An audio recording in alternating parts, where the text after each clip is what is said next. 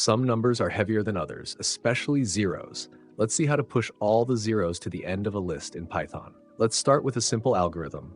Not the shortest code, but great for learning how to think like a programmer. First, we go through the list and separate the non-zero numbers.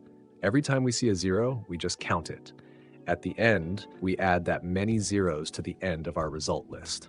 This way, we keep the original order of non-zero elements and move all zeros to the back. But hey, this is Python. We can do it in a cleaner and more elegant way using list comprehension. We use list comprehension to grab all non-zero items. Then we count how many zeros were in the original list and add that many zeros to the end. If you want to modify the original list instead of creating a new one, that's possible too, but a bit more complex. You'll need to use pop and append inside a loop. That's a topic for another video, so if you're interested, drop a comment. So we've solved the problem in two ways, algorithmically and the Pythonic way. If you enjoy these types of problems, check out the other videos on the channel.